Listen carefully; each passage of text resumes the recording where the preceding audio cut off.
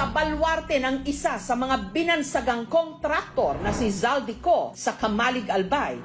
Mainit ngayong pinag-uusapan ang itinayong 2 kilometrong bakod sa palibot ng isang 13-hectare na lupain sa paanan ng Mayon Volcano. Umikot yung mga tao natin sa Environmental Resource Office, nabigla yung ating team.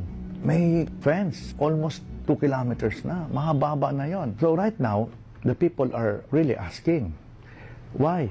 Ang nagpatayo raw nito, ang SunWest Construction and Development Corporation, kumpanyang pagmamay-ari ng mga ko. Ang pader, magtatatlong buwan na raw perwisyo para sa mga mangungoprang gaya ni Jennifer. Inaarang kami, kinukuha yung pangalan, rini-record nila. Ang sagot ko naman sa kanila, kami may-ari dyan sa taas. Residente kami rito, dito na kami tumanda. Tapos ngayon, binabawalan kami na magpasok niyan sa taas. Pangamba ni Jennifer, baka mabulok o masira ng bagyo ang kanilang mga ani. Pilitan lang ako makaawa, makakupras kami sa taas, makuha namin yung yug. Imbis na kami pang nila, dahil taga rito kami, para kaming inabuso ng pag-ano nila dyan. Pinuntahan ng aming team ang binakurang lupain sa paanan ng bulkan.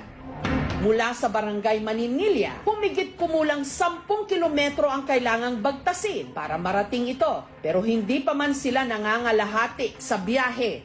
Tumambad na sa kanila ang isang malawak na patag o open field. Ano po to? Nyugan, madadaanan nung kalsadang gagawin na 6-lane, kaya po ito naging ganito. Ito raw ay bahagi ng Mayon Eco Park Road na dapat sana first phase ng multi-million circumferential highway na nakapalibot sa Mayon. Proyekto ng DPWH Engineering Office District 1 at panukala ni dating Congressman Zaldico.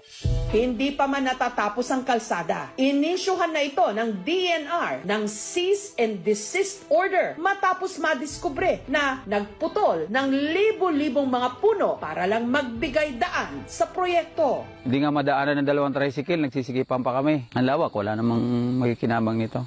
Sa pagpapatuloy ng biyahe ng aming team patungo sa bakod, may biglang humarang. Dito po ba yung mga fencing po? Sir, bawal po sir mag-ano sir. Pwede po ba namin makita po? Bawal po ma'am pag wala pong permit ma'am. Saan po ba pwedeng makuha ng permit? Kung pwede po kayong pumunta ng SunWest mismo. Tinanong ng aming team kung totoong pinagbabawalan nilang dumaan ang mga mangungopra sa lugar. Ay, hindi po yung totoo ma'am. Hinihingi lang po namin ng pangalan, tapos pag magkukupra po sila, pinapapasok po namin. Pero para saan nga ba ang bakod sa paanan ng Mayon? Ayon sa tala ng Land Registration